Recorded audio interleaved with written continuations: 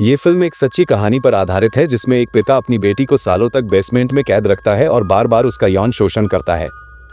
कहानी की शुरुआत एक लड़की और एक आदमी के एक बच्चे को अस्पताल ले जाते हुए दिखाने से होती है। फिर कहानी 20 साल पीछे चली जाती है।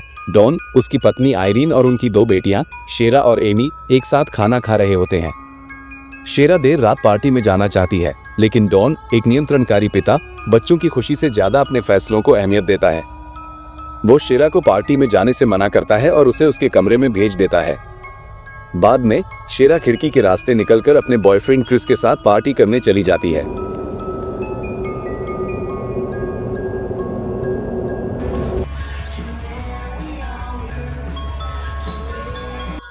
डॉन को पता चलता है कि शेरा घर पर नहीं है और वो उसे ढूंढता है।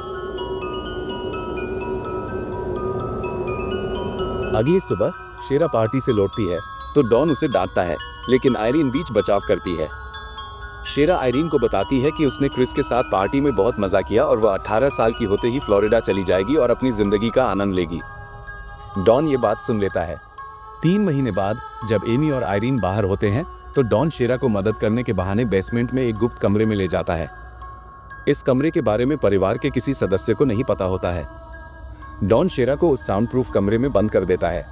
डॉन ने ये कमरा शेरा को कैद करने के लिए बनवाया था और वह भाग नहीं सकती थी क्योंकि दरवाजा ताला लगा हुआ था। उधर आयरीन शेरा के गायब होने की रिपोर्ट लिखवाती है, लेकिन पुलिस कहती है कि शायद वह अपनी मर्जी से कहीं गई होगी। इसके बाद डॉन शेरा के पास बेसमेंट में जाता है। वह भागने की कोशिश करती है और उसे एक और दरवाजा मिलता है जो ताला लगा हुआ होता है। डॉन उसे बताता है कि जब तक वो अच्छे से व्यवहार नहीं करेगी तब तक बेसमेंट में बंद रहेगी। जब शेरा विरोध करती है तो डॉन अपनी ही बेटी का बलात्कार करता है। शेरा गर्भवती हो जाती है। क्रिस शेरा के बारे में पूछता है, लेकिन डॉन झूठ बोलता है कि वह अपने बचपन के दोस्त स्टीव के साथ भाग गई है। 3 हफ्ते बाद शेरा 18 साल की हो जाती है। डॉन उसे एक बॉल गाउन गिफ्ट करता है और जब वो उसे पहनती है तो वो फिर से उसका बलात्कार करता है। 1 साल बाद शेरा एक बच्ची को जन्म देती है जिसका नाम वह मैरी रखती है। डॉन बच्ची से थोड़ा परेशान था क्योंकि उसे लगता था कि वह बच्ची कहीं उनका राज न खोल दे।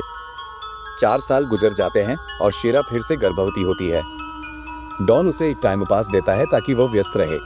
11 साल गुजर जाते हैं और शेरा का कुछ पता नहीं चल पाता है। माइकल बड़ा हो चुका होता है और एक दिन मैरी बीमार हो जाती है।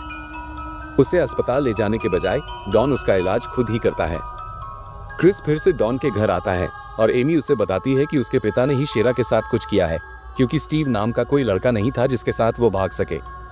कुछ साल बाद शेरा एक और बच्चे को जन्म देती है जिसका नाम वह होप रखती है, लेकिन वह डॉन से कहती है कि यह कमरा इतना बड़ा नहीं है कि वो उसे भी रख सके। इसलिए शेरा के कहने पर डॉन होप को एक लेटर के साथ घर के बाहर छोड़ देता है। आयरीन बच्चे को देखकर उसे उठा लेती है और लेटर पढ़ती है जिसमें लिखा होता है कि वह उसका बच्चा है, लेकिन अभी आर्थिक स्थिति खराब होने की वजह से वो उसे उसके पास छोड़ रही है। इसमें शेरा के बारे में बताने के लिए लिखा था। इसके बाद वह शेरा पर गुस्सा होकर उसे टॉर्चर करता है। 14 साल गुजर जाते हैं। मैरी और भी बड़ी हो जाती है। एक दिन बुरी नजर उस पर पड़ती है तो वह लार टपकाने लगता है, लेकिन तभी शेरा उसे चेतावनी देती है कि वह उसकी बेटी से दूर रहे। ऐसे ही शेरा को बेसमेंट में 17 साल गुजर जाते हैं। वह एक बार फिर से प्रेग्नेंट होती है और एक रात तेज बारिश होने की वजह से घर के बाहर हुई से बेसमेंट में पानी आना शुरू हो जाता है। ये देखकर शेरा वहां से निकलने की सोचकर डोर से बार बार सिग्नल देना शुरू कर देती है। उस घर को एक आदमी देख लेता है, पर वो चेक करने की बजाय डॉन को बता देता है, जिसके बाद डॉन शेरा को बहुत मारता है। उसकी वजह से ही शेरा को ब्लीडिंग होना शुरू हो जाती है और वह एक मरे हुए बच्चे को जन्म देती है। तो डॉन उसे बाहर ले जाकर अपना देता है।